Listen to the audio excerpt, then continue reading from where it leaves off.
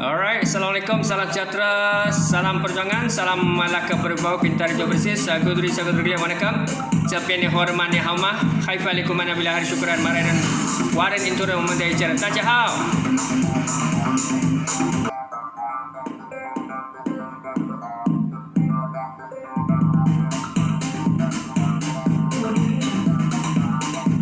Alright, tuan-tuan dan puan, kita melihat penyelidikan ilmiah ya. Applied research ataupun basic research berkaitan dengan kepimpinan Ketua Polis Malaysia baru ke arah transformasi agenda pencegahan jenayah negara.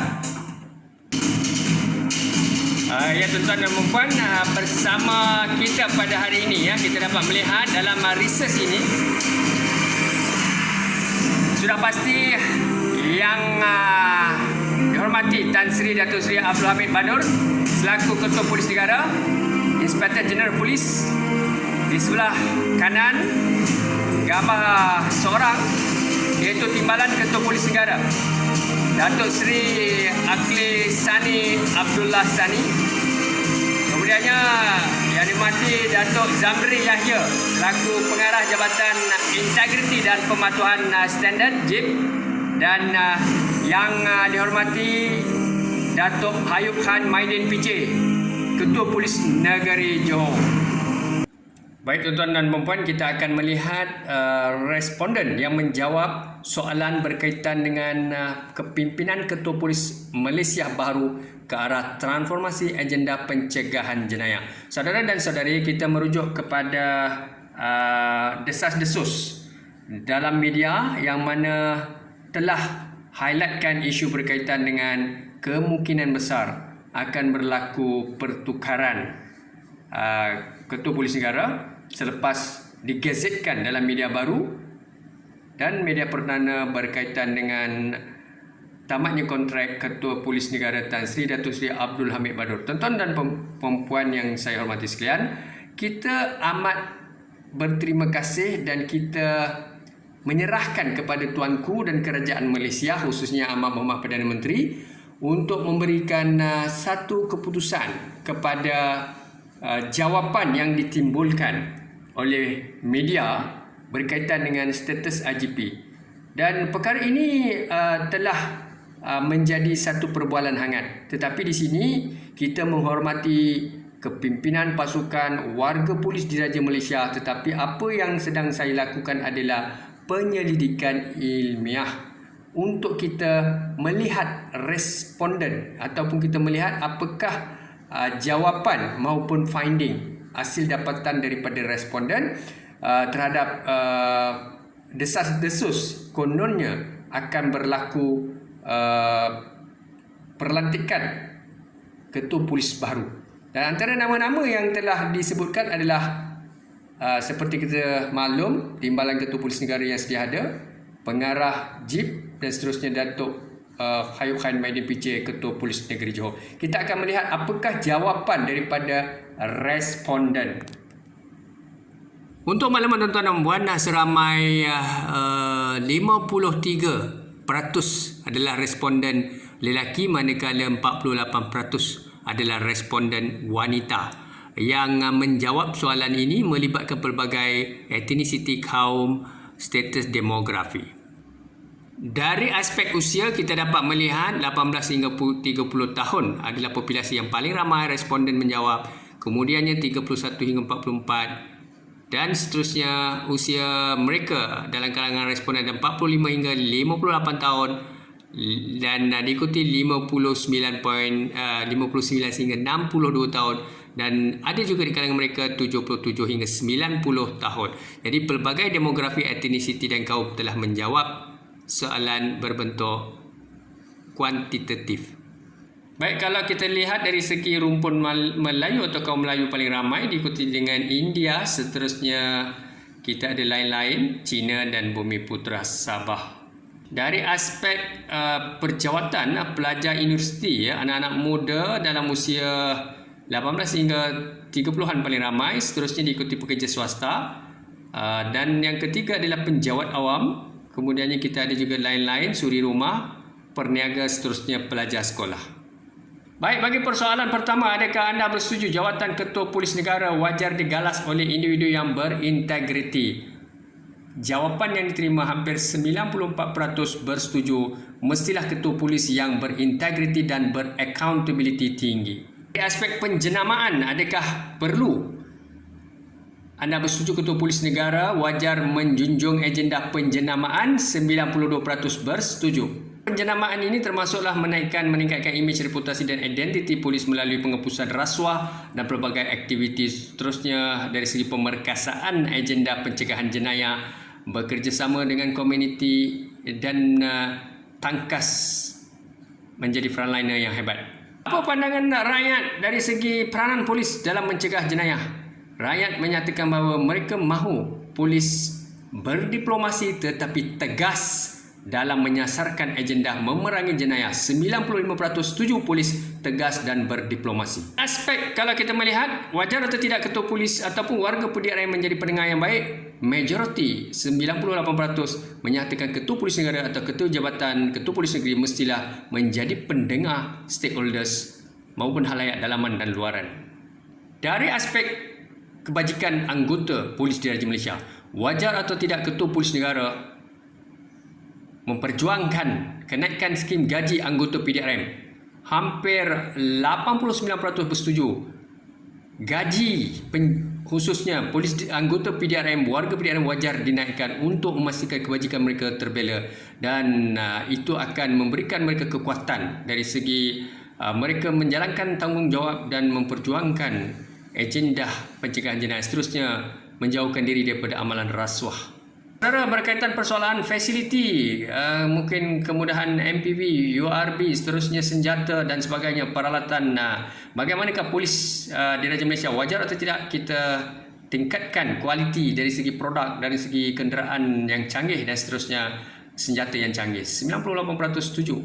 Maka Kementerian Kewangan dan Kerajaan, khususnya Amat Berhormat Perdana Menteri, Menteri Dalam Negeri, perlulah memperjuangkan aset, fasiliti, kenderaan dan juga dari segi senjata maupun uniform polis Diraja Malaysia yang canggih, yang berkualiti dan mereka terkedepan. Dari segi rumah, quarters, kediaman rasmi untuk anggota PDRM, untuk keselamatan keluarga mereka, anak, isteri, suami dan sebagainya, kerana polis menjalankan agenda pencegahan jenayah, maka keselamatan quarters, pembangunan quarters perlulah ditingkatkan dan rumah-rumah polis perlu diperluaskan dan anggota mestilah berada di dalam kawasan yang lebih selamat kerana kadang-kala diperangi oleh penjenayah. Persoalan di sini, adakah perlu Ketua Polis Negara atau warga PDRM menjauhkan diri daripada pengaruh politik ataupun disebutnya sebagai perlu ada separation of power?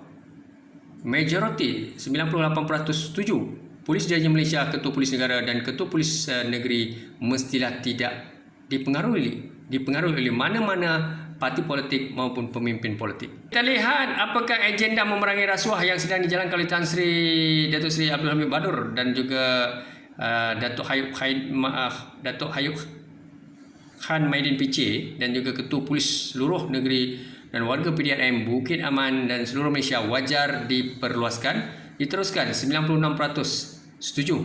Imej, reputasi dan identiti polis akan terus meningkat sekiranya agenda memerangi salah guna kuasa dan rasuah diteruskan habis-habisan.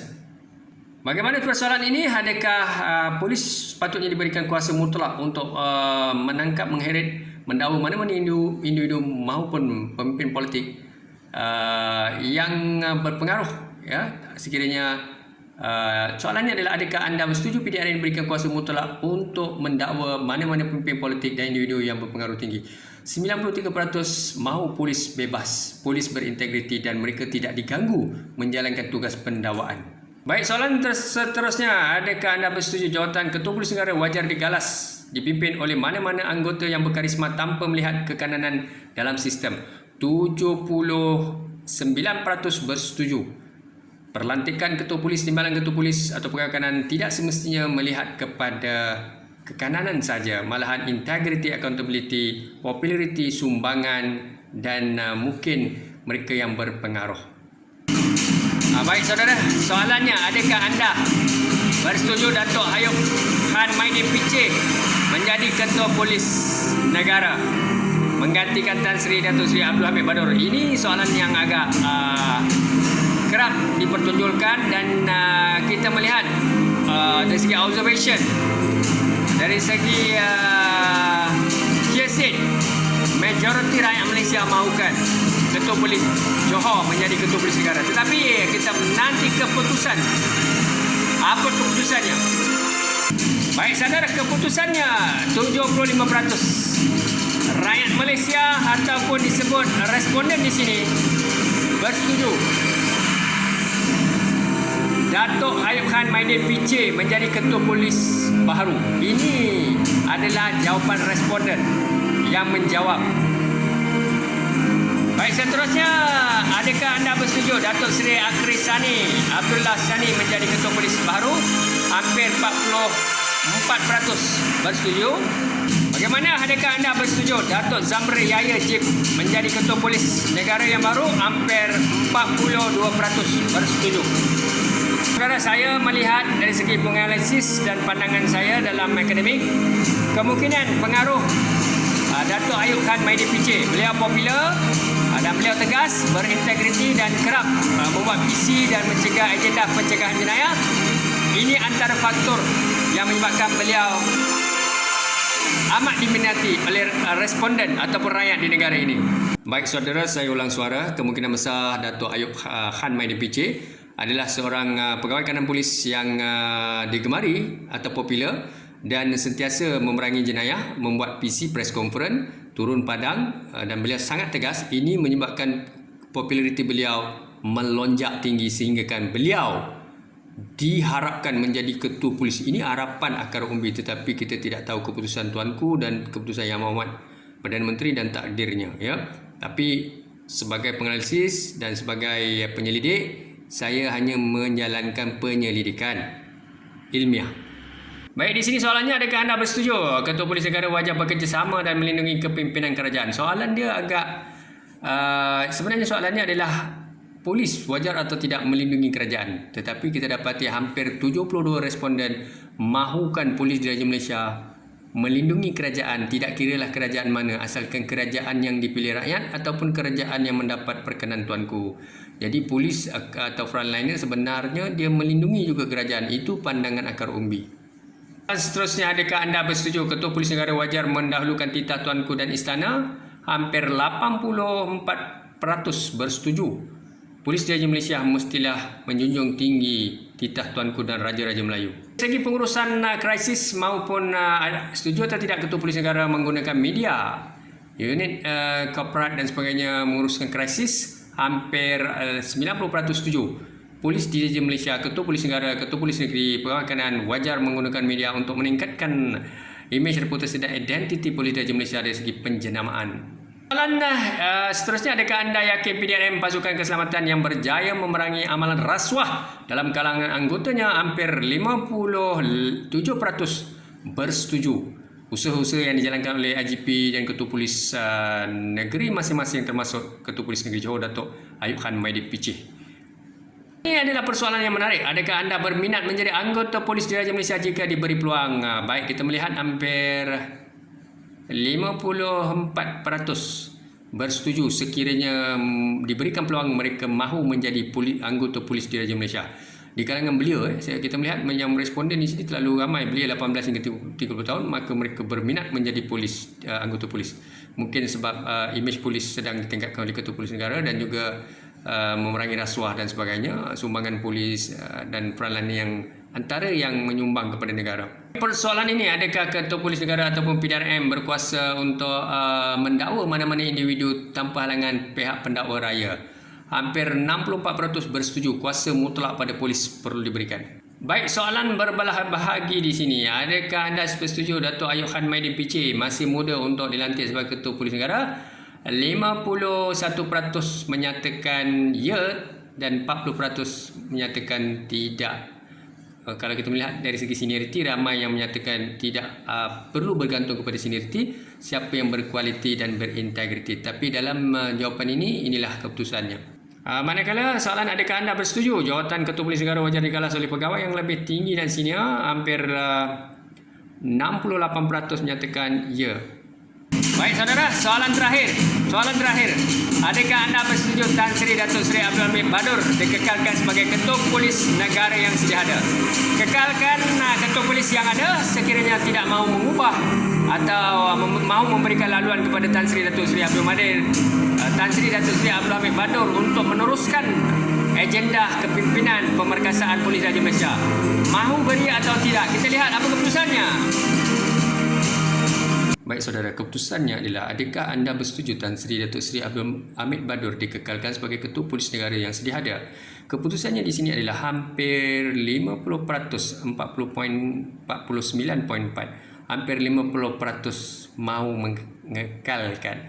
Tapi apapun kita serah kepada pihak yang bertanggung dan Yang Amat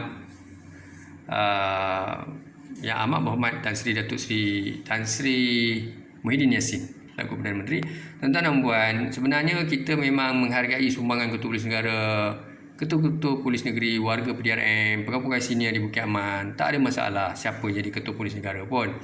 Cumanya kita melihat terlalu banyak viral dalam media Facebook dan sebagainya, Twitter, gempar-gempurkan soalan ini. Jadi kita cubalah buat survey. Survey ni sebenarnya tak salah, siapa pun boleh buat survey. Tidak ada niat tidak baik ataupun mempengaruhi mana-mana pihak. Tinggal lagi kita mahu melihat. Mungkin mana-mana pihak lain boleh buat survey, termasuk pihak universiti, pihak sarjana, pihak badan bebas, siapa pun boleh buat survey. Sebab negara kita adalah negara demokrasi berparlimen. Kita bukan authoritarian, military, komunis, negara-negara rejim. Kita adalah negara yang mengamalkan demokrasi. Perkara baik boleh, kita boleh buat penyelidikan, buat kajian, tapi sudah pastilah keputusan ini bukanlah satu keputusan muktamad. Keputusan itu bergantung kepada perbincangan Ketua Polis yang ada dan juga Perdana Menteri, seterusnya Tuanku Sultan lah. Kita serahlah pada pihak Tuanku dan istana, seterusnya kepada Perdana Menteri.